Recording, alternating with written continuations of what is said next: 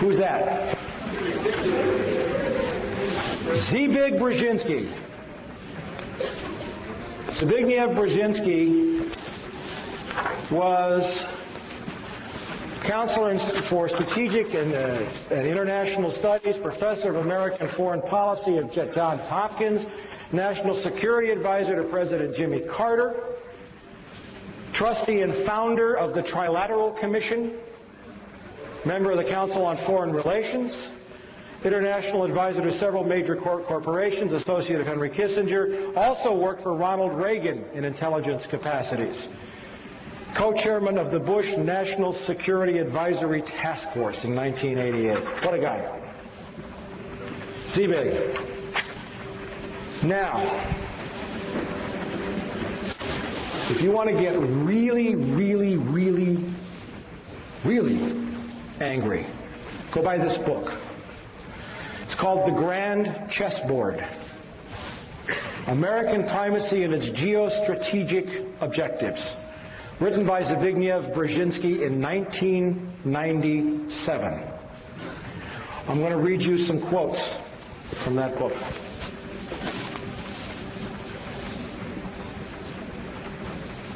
Page XII, it's the very first words in the book. The last decades of the 20th century has witnessed a tectonic shift in world affairs. For the first time ever, a non-Eurasian power has emerged not only as a key arbiter of Eurasian power relations, but also as the world's paramount power. The defeat and collapse of the Soviet Union was the final step in the rapid ascendance of a Western Hemisphere power, the United States as the sole and indeed the first truly global superpower. Page XII, it's in the preface. But in the meantime, he says, it is imperative that no Eurasian challenger, Eurasia is everything in between roughly east of Germany all the way to the Pacific Ocean, south through the Indian subcontinent, includes the Middle East. It's imperative that no Eurasian challenger, by that he means Russia or China, emerges capable of dominating Eurasia and thus of also challenging America. The formulation of a comprehensive and integrated Eurasian geostrategy is therefore the purpose of this book, Geostrategy, Eurasia. The attitude of the American public toward the external projection of American power has been much more ambivalent. The public supported America's engagement in World War II largely because of the shock effect of the Japanese attack on Pearl Harbor. Gets worse. For America, the chief geopolitical prize is Eurasia. Now a non-Eurasian power, that's us, is preeminent in Eurasia, and America's global primacy, isn't that arrogant? America's global primacy is directly dependent on how long and how effectively its preponderance on the Eurasian continent is sustained. What he's saying is that if the U.S. wants to stay top dog, we have to control Eurasia. America's withdrawal from the world, or because of the sudden emergence of a successful rival, would produce massive international stability. It would prompt global anarchy. You know what he's saying there? Yeah, a little global anarchy would probably be a damn good thing right now. What he's saying there is, if we don't control the world by whatever means necessary, the world's going to be miserable. He didn't ask my opinion. Did he ask yours? Okay. In that context, how America manages Eurasia, do we manage people around the world? Is that our job?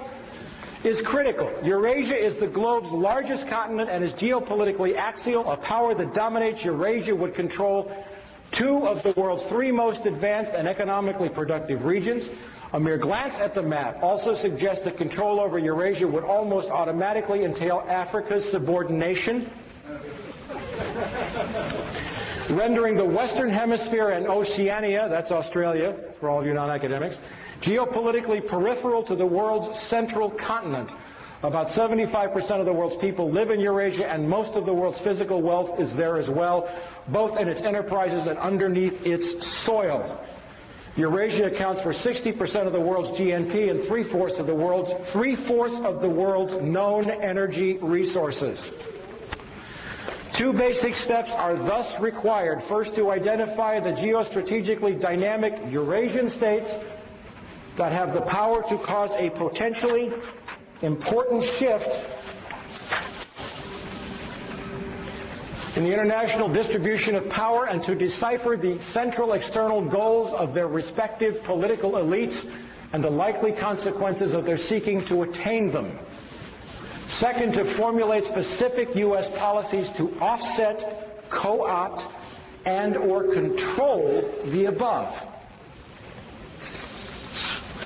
The man is talking about co-opting, controlling, managing, subverting nations and peoples and economies. To put it in a terminology that harkens back to the more brutal age of ancient empires, the three grand imperatives of imperial, listen to this, of imperial geostrategy are to prevent collusion and maintain security dependence among the vassals, to keep tributaries pliant and protected, and to keep the barbarians from coming together. That's on page 40. I'm telling you, you got to buy the book. Now we get really serious. On page 95, Uzbekistan, with its much more ethnically homogeneous population of approximately 25 million and its leaders emphasizing the country's historic glories, has become increasingly assertive in affirming the region's new post-colonial status.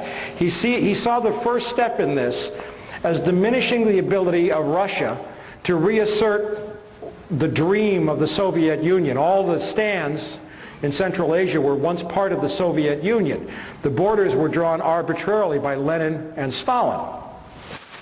And he saw one of the most important steps was to prevent Russia from asserting any control in the region, which we did. You know how we did it? Over the last decade, thanks to Goldman Sachs, the Harvard Endowment, the U.S. Treasury and the Federal Reserve, the World Bank, we looted $300 billion out of the Russian economy. $300 billion. I was there. The Russian population was, what, 64 million at the fall of the Soviet Union. The population of Russia is today 145 million. In another 10 years, it will be 130 million. The average life expectancy of a male in Russia has dropped to 48 years. Thanks to the economic devastation, the ruin we visited on their economy, it was a deliberate plan to weaken Russia so that it couldn't challenge our move into Eurasia a decade later. It helps if you see this on the map. Okay, Russia, Kazakhstan, Kyrgyzstan, Tajikistan, Uzbekistan, Turkmenistan, Iran, Afghanistan, Pakistan, India, and China. Now the proposed oil route is from here to here, 1,500 miles. China can't build it because it's 5,000 miles and they don't have the technology to build it.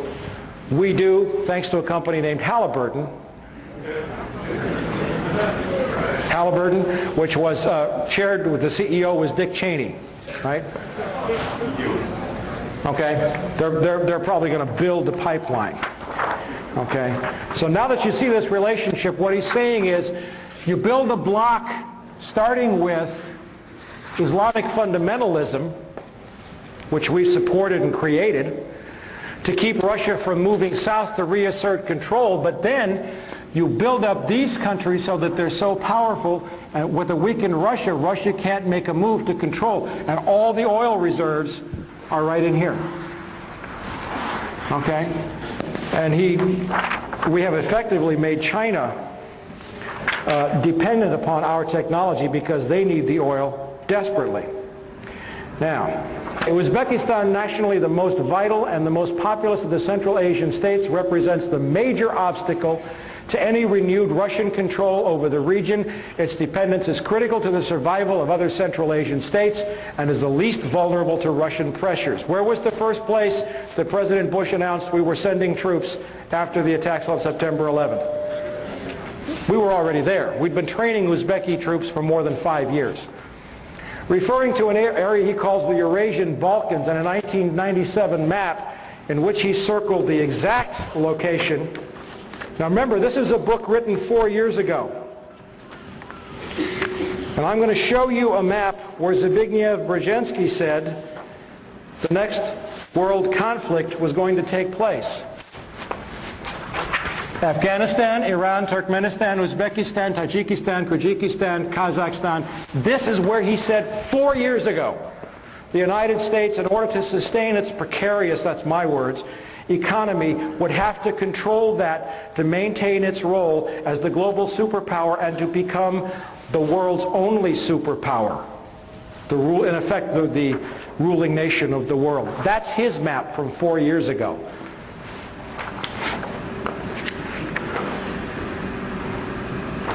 Referring to an area he calls the Eurasian Balkans and a '97 map in which he circled the exact location of the current conflict, describing it as the central region of pending conflict for world dominance, Brzeziński writes, moreover, the Central Asian republics are of importance from the standpoint of security and historical ambitions to at least 3 of their most immediate and more powerful neighbors, namely Russia, Turkey, and Iran, with China also signaling an increasing geopolitical interest in the region.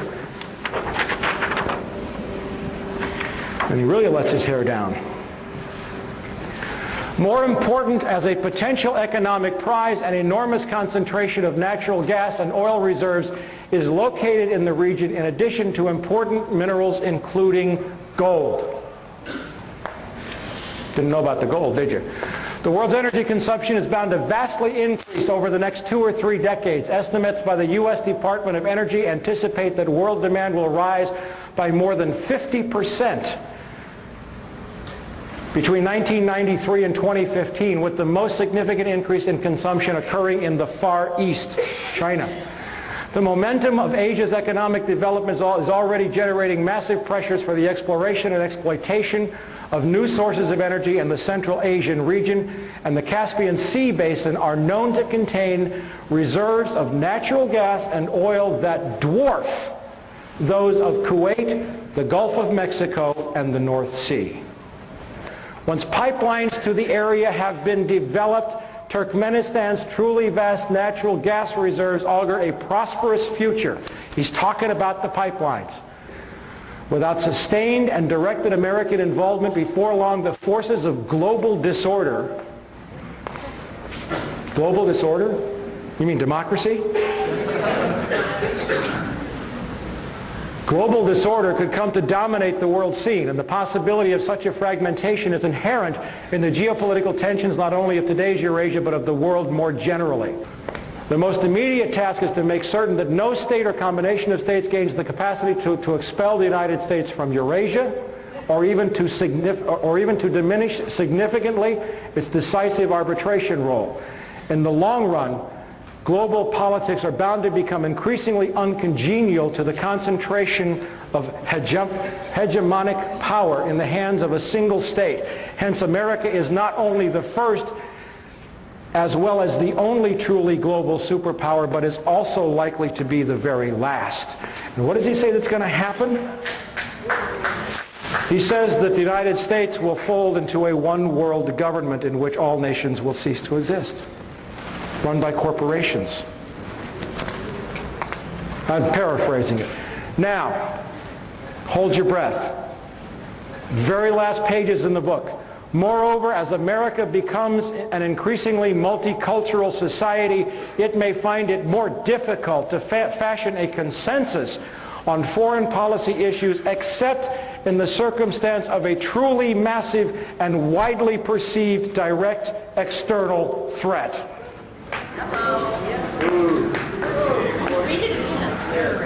Read it again, she said. Maybe I should read this with a German accent.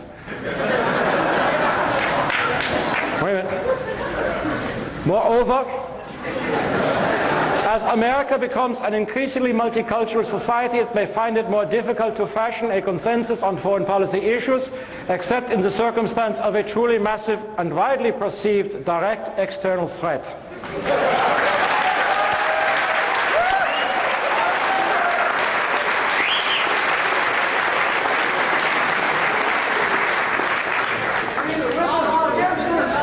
Listen, I want you to know that the Third Reich did not lose the Second World War. It just changed venues. Now we're going to close with a summation And you all